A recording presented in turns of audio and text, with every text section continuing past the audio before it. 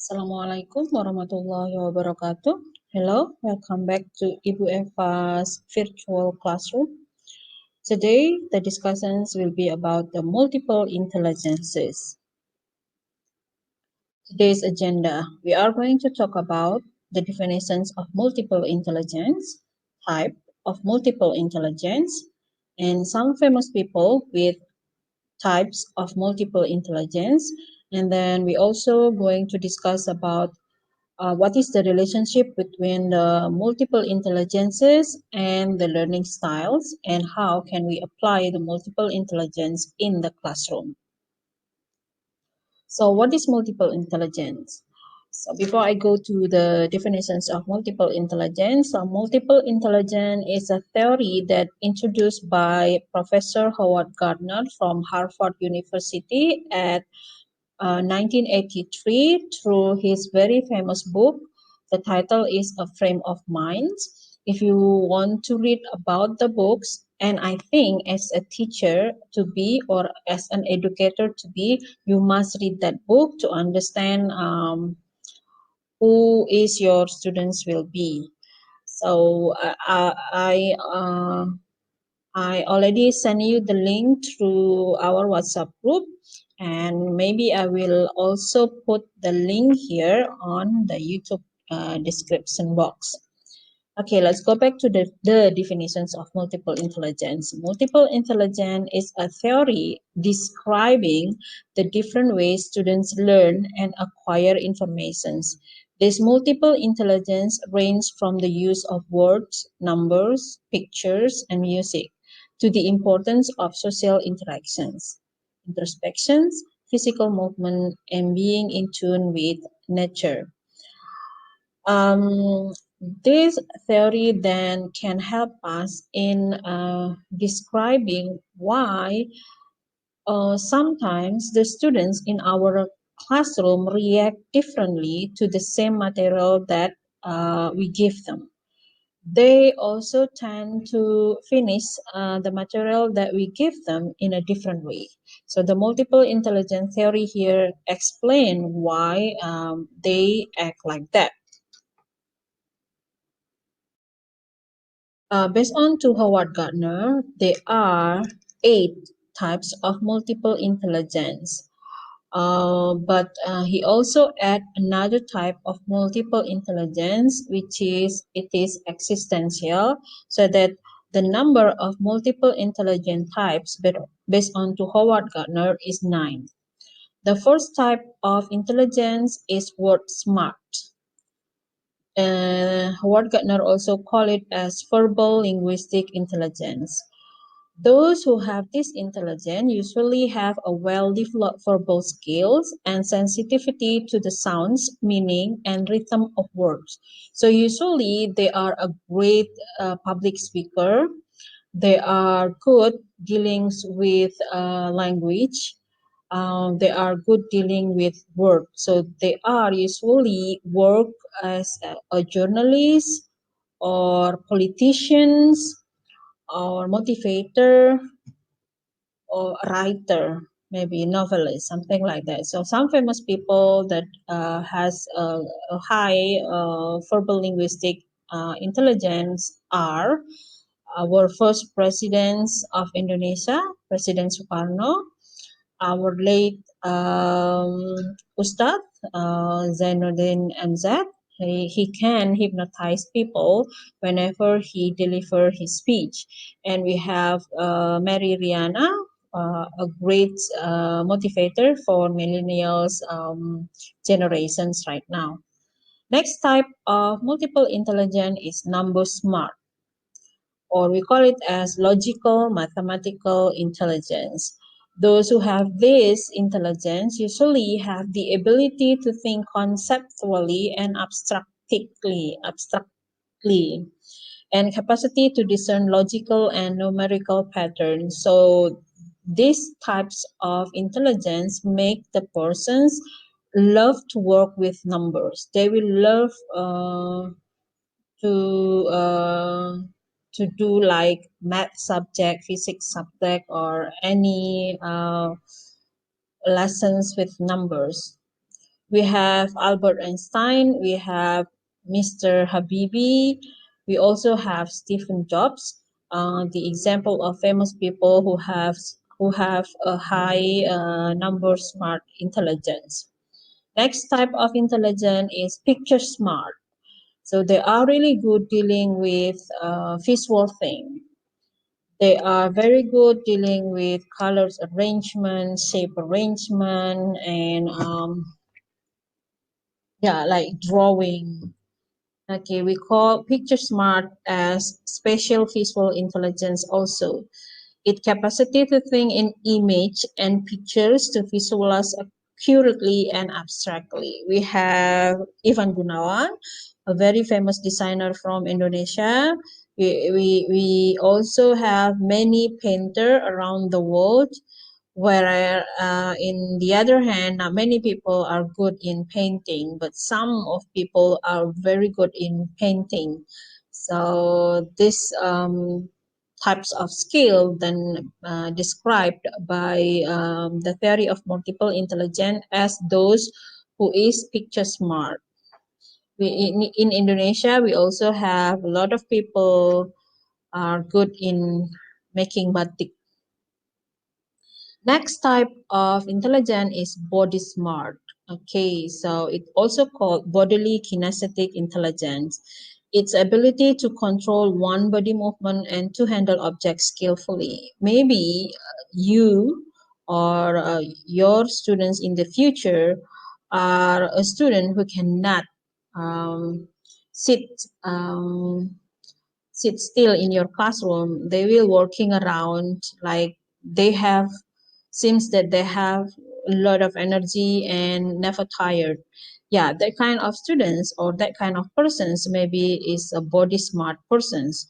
Those who have a bodily kinesthetic intelligence, they usually love to do something dealing with physics, like doing sport or dancer or um, wall climber, any activities dealing with physics. We have Obi Bryant, we have Ronaldo, for example, and also many other people doing sport better than the others. The next multiple intelligence is music smart. From its name, we know that these types of intelligence is musical intelligence are those who has the ability to produce and appreciate rhythm, pitch, and timbre. Yeah, this explain why whenever we teach our students song, not all of the students can sing the song at the first trial. Some of them maybe have to repeat singing the song for 10 times, but some of them they can directly imitate your songs at the first trial. The music smart or musical intelligence can explain that. Some of the famous people with a good music smart musical intelligence are Ahmad Dhani. He is a great composer. He can also play musical instruments. We also have Niki Asria. He has a very good timbre, and he has a very she also can reach a very high note that not many people are able to do that. We also have Tohpati. He is a great composer and also a great guitar player. Who don't know him? Okay. Next, types of multiple intelligence is people smart, or we call it as interpersonal intelligence. Later on, we will also have intrapersonal intelligence. So to make you easier and in memorizing it, you can differentiate it with the beginning of the word. It is inter and intra. So when it is interpersonal means that these types of persons usually have the capacity to detect and respond appropriately to the mood, motivations, and desires of others. That is why, because they are very sensitive to the feeling of others, They usually can read the expressions of others so that they can adapt themselves and put themselves in the perspective of others. So usually those who have interpersonal intelligence, usually they are easily to work with others. That is why it is also called people smart. So they like to work with others. They able to adapt with any types of persons. So they call we call it also as everybody's lover. We have Najwa Sihab. She's a very good not news anchor but presenter. She can bring herself to talk with many types of persons. We also have people who like to do socializations. And in our classroom, we can see that some of the students are really fond of working in groups. Next type of what is it? The multiple intelligence is self-smart. This is the the vice versa of the previous one. It's called intrapersonal intelligence. So it is more inside intrapersonal. So these types of persons usually has the capacity to be self-aware and in tune with inner feeling, values, belief, and thinking process. So he will try to values everything from their own point of view. So there are two types of this intrapersonal intelligence. Those who are very self-smart can be very shy persons, or they can also be a very proud or selfish persons. They can see themselves as a very small persons, or on the other age or on the other side they can see themselves as a very big persons, because he always try to see everything not from other point of view but from their own point of view. So in case you have a mirror, for example, you are actually a cat. But if you are too proud of yourself, you will see yourself in the mirror as a lion, for example. Or the vice versa. If you if you think yourself as a very small one, so even though actually you are a lion, you will see your shadow in the mirror as a cat. So yeah, I think we should be in the middle. That's why maybe you recognize the term of introvert, extrovert, and ambivert. So ambivert is person who is in the middle. So sometimes you need to be alone and sometimes you need to be socialized. So I think it is better if we are in between. So there are things that we can share with others, but there are also things that we can do it alone, for example. Okay. Next, types of intelligence is nature smart, or those who have naturalist intelligence. They have the ability to recognize and categorize plants, animals, and other objects in nature. So this type of persons is usually really curious, anything dealing with the nature. The nature is everything like plants, animals, the earth, the air, the oceans, everything, the sky. They are very curious and really fond of working with them and respecting them. So we can see here the children is watering the flower. The young lady here put a lot of plants inside their house. Maybe for some people, maybe this is what is she doing? She will attract a lot of mosquito inside her house. But those who has nature smart will think that this is good. It will purify the air. It will produce oxygen, so it is good for the environment and for your lungs, for example. and they are happy to do that. Okay, we also on the right side we also have children's working with types of animal and types of plant in a fun way. Next type of multiple intelligence is life smart. So this is the ninth multiple intelligence that is just introduced by Howard Gardner. We also call it as existential intelligence. So this is sensitivity and capacity to tackle deep questions about human existence, such as what is the meaning of life? Why do we die? How did we get here? Okay, so this last intelligence maybe want to answer the critics to the multiple intelligence theory by many other experts dealing with a new theory that they introduced, such as emotional quotients and spiritual quotient. So by adding these last types of multiple intelligence, then Howard Gardner seems want to answer that critics. Okay, those who have existential intelligence usually become more religious. They love to work with philosophy things, and they are usually very kind-hearted without any reasons. They are purely kind-hearted or soft-hearted persons.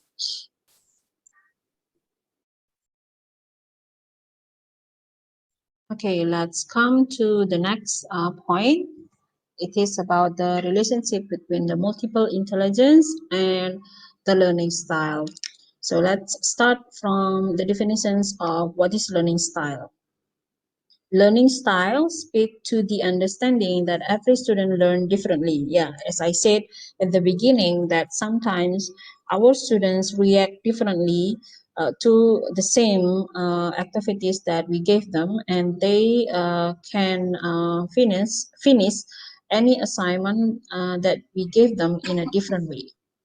So once again, the learning styles speak to the understanding that every student learns differently. Technically, an individual's learning style refers to the preferential way in which the students absorb, process, comprehends, and retain information. Yes, it is strongly related to the multiple intelligence that they have. It will affect the way they learn. There are four types of learning style. The first is visual, the second in read and write, the third is auditory, and the third is kinesthetic.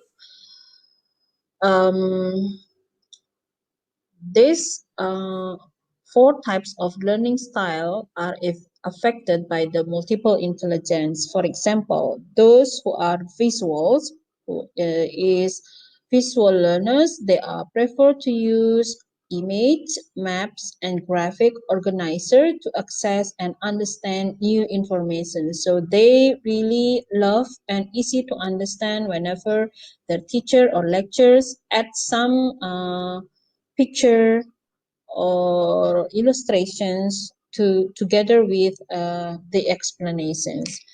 Yeah, we maybe ever heard about this. A picture can tell you 1,000 words. Okay, next is read and write.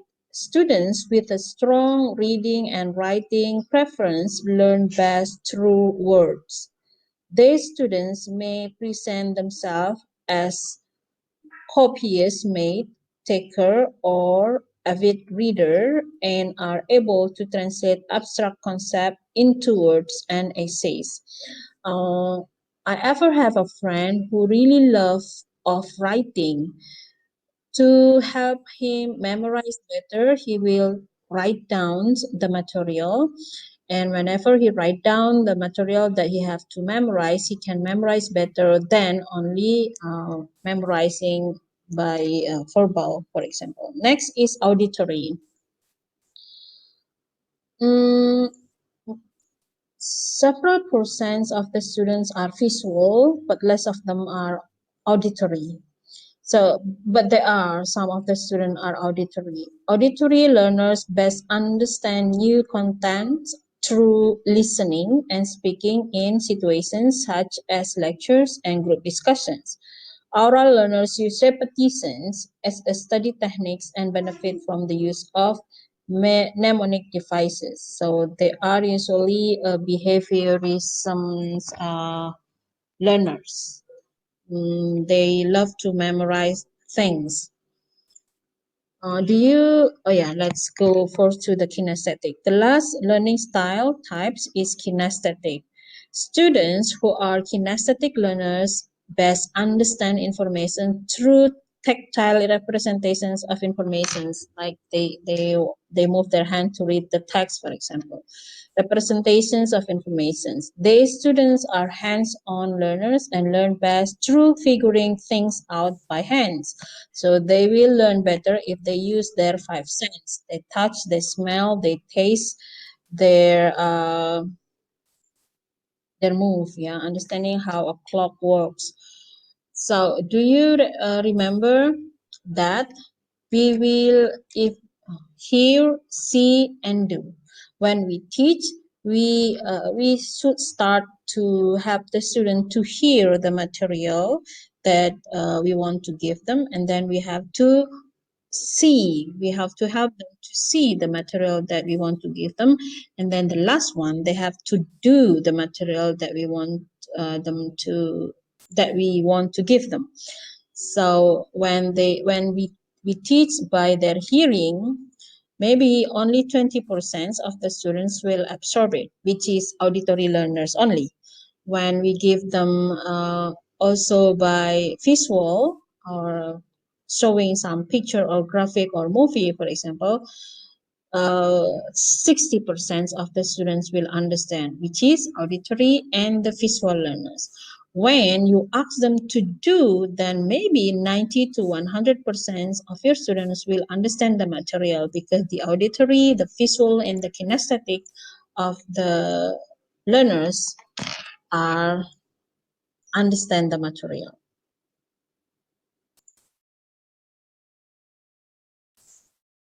Okay, let's go to the next point of this slide. It is the how to apply the multiple intelligence in the classroom. I put on the above of the slide, I put three quote about, okay, I put three quotes about the intelligence. The first is from Albert Einstein. He said that everybody is a genius, but if you judge a fish by its ability to climb a tree, it will live its whole life believing that it is stupid. The next quote is from Stephen Hawking. Intelligence is the ability to adapt the change. And this is from Rumi. Yesterday I was clever, so I wanted to change the world.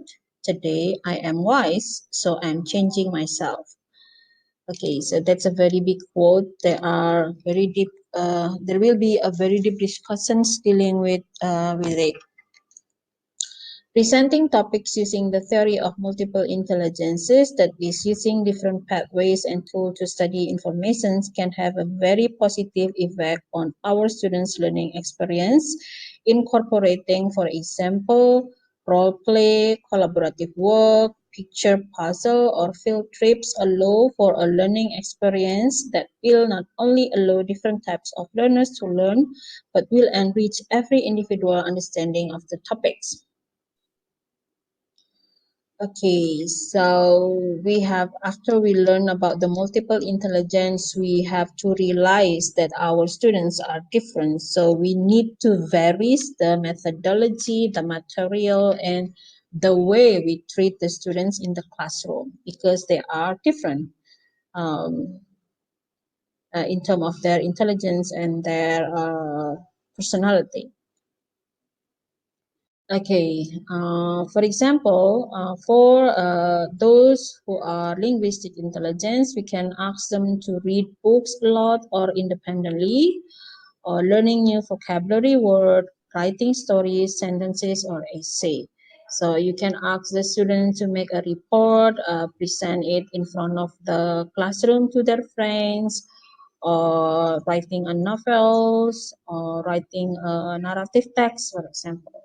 For those who are logical mathematical intelligence, even though we are a linguistic students, we can a language student or an English a language teacher, we can also ask our students to do things dealing with logical mathematical intelligence, such as learning additions, subtractions, and other math concepts, using the scientific method to test hypotheses, using logical abilities to create compelling debates. You can ask them to do a debate. You can ask them to analyze the data and present it in front of their friend using English, for example. Many things to make the number smart person happy also in your classroom.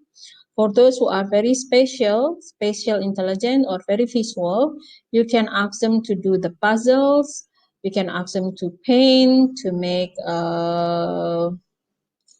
sculpture or other artistic activities, making a project, performing tasks that involve hand-eye coordinations. Ask them to use their five senses, and use artwork or color coordinations, something like that, to make them happy also in your classroom.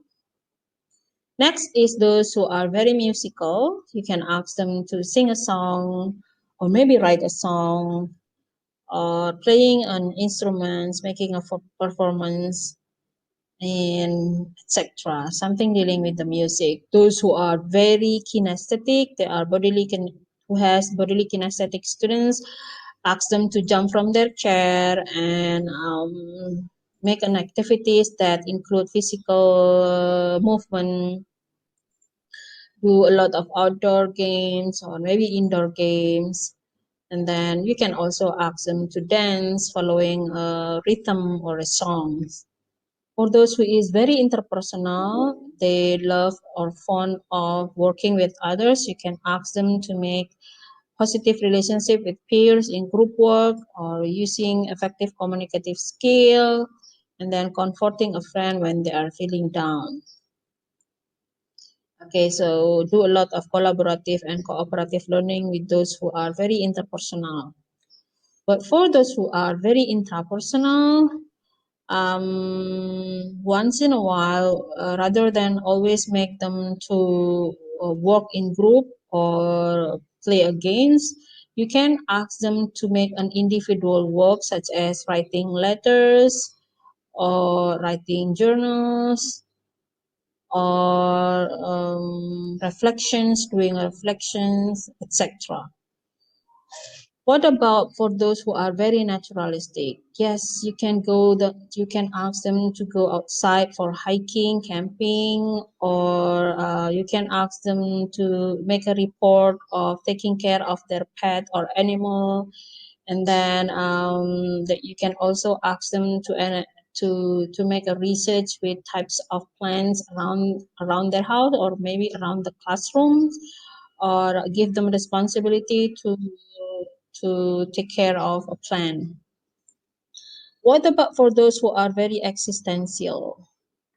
Yeah, those who are very existential usually are very religious. So you should always put religious values into your lesson, so that those who has a very high existential, or maybe your students can learn an existential intelligence in your classroom by always inserting any religious values into your lessons. Okay, now it's turn for you to answer my questions. Write down in the YouTube comment box to check your comprehensions, and I want you to show me that you are listening to my explanations by giving a comment of the answer of these questions. Could a person have more than one type of intelligence? Then, can a person also learn or nurture a new type of intelligence other than the one that they already have? Okay, once again, answer the questions in the YouTube comment box. Thank you. Don't forget to always write down your name and your class. Okay, so this is the link for the material that I use in this slide. You may read the full versions of the references.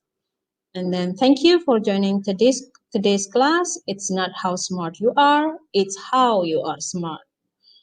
This is a saying by the person who introduced the theory of multiple intelligence to the world, Howard Gardner. Assalamualaikum warahmatullahi wabarakatuh. Please stay safe, healthy, and happy.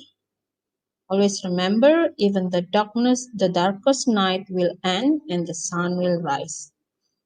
Keep on motivating.